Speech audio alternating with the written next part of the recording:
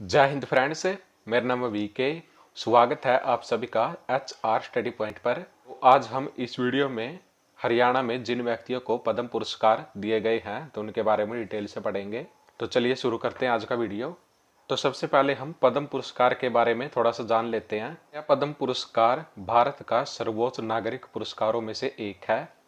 तो पद्म पुरस्कार विभिन्न क्षेत्र जैसे कला, चिकित्सा, समाज सेवा, विज्ञान और इंजीनियरिंग, साहित्य और शिक्षा, खेलकूद, सिविल सेवा और लोक कार्य, व्यापार और उद्योग आदि क्षेत्र में दिए जाते हैं।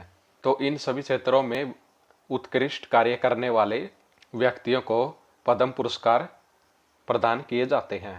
तो यह पुरस्कार राष्ट्रपति भवन में राष्ट्रपति द्वारा प्रदान किए जाते हैं। तो पद्म पुरस्कार 3 श्रेणियों में दिए जाते हैं और वो 3 श्रेणियां कौन कौन सी हैं? तो सबसे पहले है पद्म विभूषण।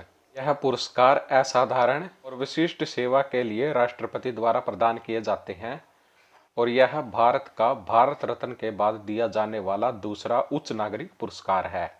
नेक्स्ट है पद्म भूषण। तो पद्म भूषण पुरस्कार है तो यह उत्कृष्ट कोटि की विशिष्ट सेवाओं के लिए राष्ट्रपति द्वारा प्रदान किए जाते हैं और यह भारत का तीसरा सर्वोच्च नागरिक पुरस्कार है। नेक्स्ट है पद्मश्री।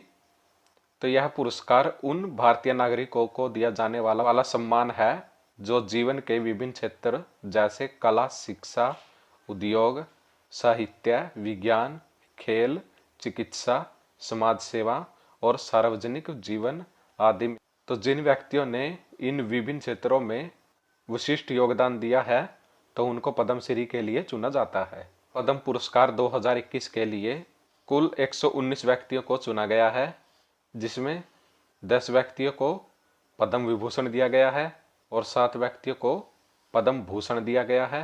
102 व्यक्तियों को पद्मश्री दिया गया है और इन 119 व्यक्तियों में से 29 महिलाएं हैं और एक ट्रांसजेंडर हैं जिनको पद्म पुरस्कार 2021 सम्मानित किया गया है। और इसमें हरियाणा के व्यक्तियों को दिए गए जो पद्म पुरस्कार हैं तो 2020 के लिए हरियाणा के 2 व्यक्तियों को पद्म पुरस्कार से सम्मानित किया गया है और 2021 के लिए हरियाणा के 3 व्यक्तियों को पद्म पुरस्कार से सम्मानित किया गया है। अब जान लेते हैं इन व्यक्तियों के बारे में। तो सबसे पहले है सुषमा स्वराज। तो सुषमा स्वराज जी को राष्ट्रपति द्वारा पद्म विभूषण मरणोपरांत 2020 के लिए सम्मानित किया गया है और यहाँ पे मरणोपरांत का मतलब है मरने के बाद। सुषमा स्वराज जी को पब्लिक अफेयर्स यानी कि सार्वजनिक सेवा के क्षेत्र में पद्म विभूषण से सम्मानित किया गया है।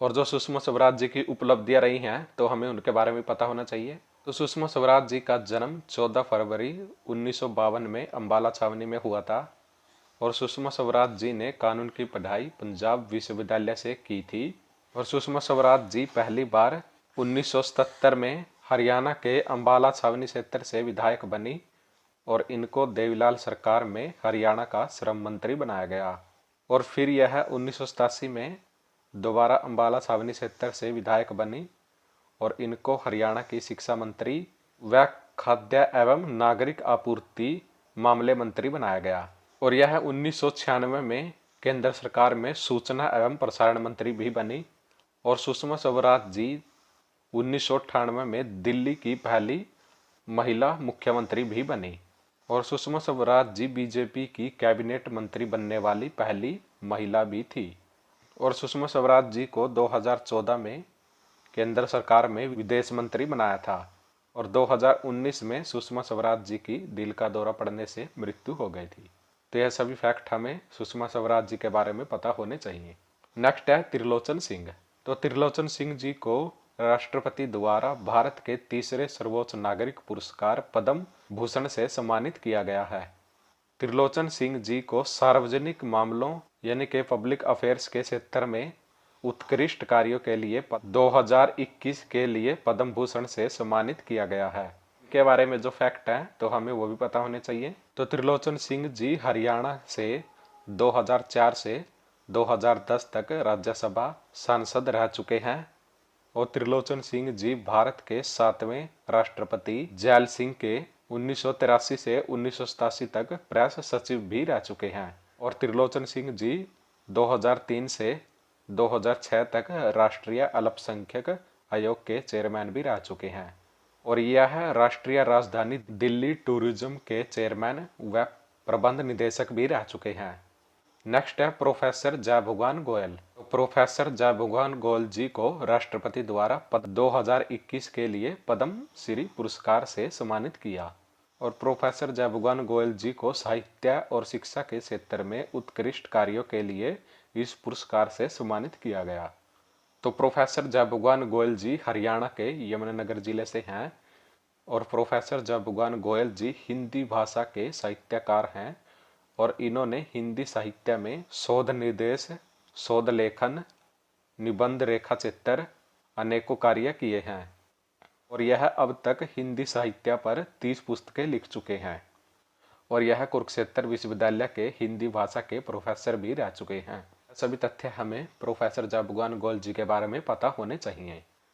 नेक्स्ट है वीरेंद्र सिंह।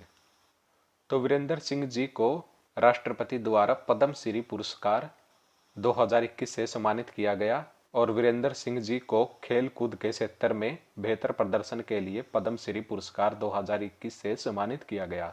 तो वीरेंद्र सिंह जी भारत के पहलवान हैं और इनको गूंगा पहलवान के नाम से भी जाना जाता है और वीरेंद्र सिंह जी झज्जर जिले के ससरौली गांव से हैं और वर्तमान में वीरेंद्र सिंह जी दिल्ली में अखाड़ा चलाते हैं और वहां पर रेसलिंग के गुण सिखाते हैं और इन्होंने डिफोलम्पिक में 4 मेडल जीते हैं और डिफोलम्पिक का मतलब होता है बधिरों के लिए खेल।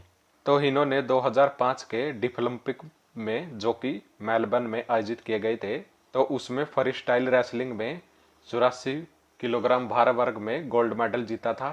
फिर डिफोलम्पिक 2009 में जो कि ताइवान के ताइपेई शहर में आयोजित किया गया था तो इसमें भी इन्होंने फ्री स्टाइल रेसलिंग में 84 किलो भार वर्ग में ब्रॉन्ज मेडल जीता था और फिर इन्होंने बुल्गारिया के शहर सोफिया में जहां पर 2013 में डिफोलम्पिक आयोजित किया गया था तो इसमें भी इन्होंने फ्री स्टाइल रेसलिंग में 74 किलोग्राम भार वर्ग में गोल्ड मेडल जीता था और फिर इन्होंने डिफोलम्पिक 2017 में जो कि टर्की के सैमसन शहर में आयोजित की गई थी तो इसमें भी इन्होंने फ्री स्टाइल रेसलिंग में 74 किलोग्राम भार वर्ग में गोल्ड मेडल जीता था।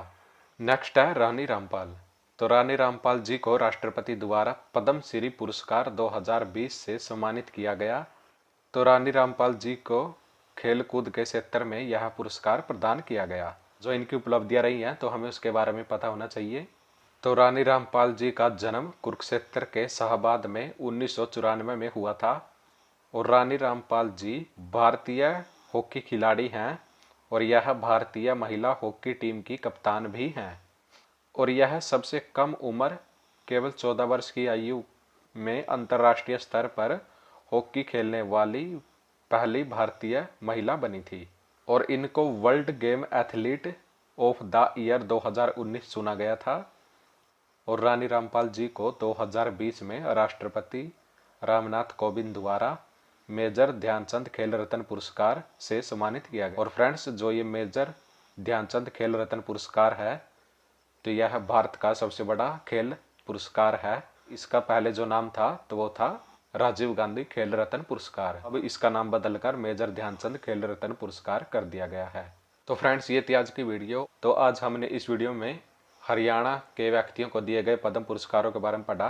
तो अगर आपको आज की वीडियो अच्छी लगी है तो प्लीज़ वीडियो को लाइक करें और अगर आप हमारे चैनल पर नए हैं तो प्लीज़ चैनल को सब्सक्राइब कर लीजिए।